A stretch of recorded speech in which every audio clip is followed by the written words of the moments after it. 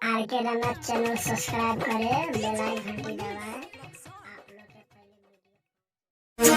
लोग इश्क करते हैं बड़े शोर के साथ, हमने भी किया था बड़े जोर के साथ, मगर अब करेंगे जरा गौर के साथ, क्योंकि कल उसको देखा था किसी और के साथ। करे जब चलाई के छुड़िया अच्छा।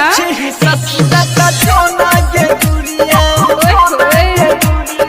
हमारा करे जब चलाई के छुड़िया ससुरा का जोना के गुड़िया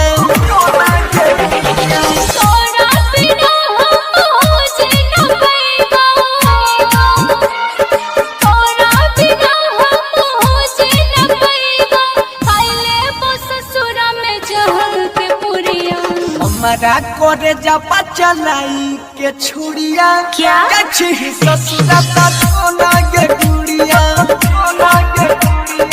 हमारा करे जब चलाई के छुड़िया ससुरा का जोना के गुड़िया। अरे ये जो हसीनों के बाल होते हैं, ये लड़कों को फंसाने के जाल होते हैं। न जाने कितनों का खून पिया है इन्होंने, तभी तो इनके होंठ लाल होते हैं।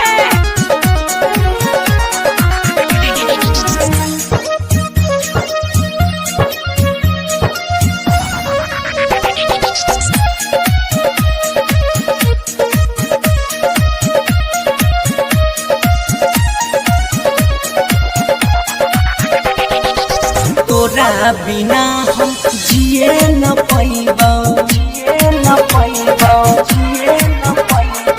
तोरा बिना हम जिए न पैबा, जहर जुदाई पी के मर जाइबा।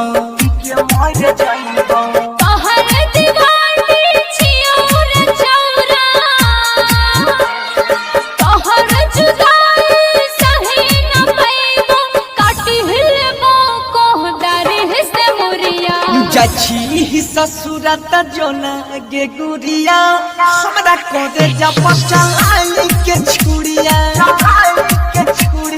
जछी ससुरा त जोना गे गुड़िया हमरा करे जब चलाई के छुड़िया। चांद को भी मिल गई चांदनी, अब सितारों का क्या होगा? मोहब्बत एक से ही कर ली तो बाकी हजारों का क्या होगा? खाई के किरिया गदलो ही धोखा, खाई के किरिया गदलो ही धोखा, उठाई छै दिल में दर्द अनोखा।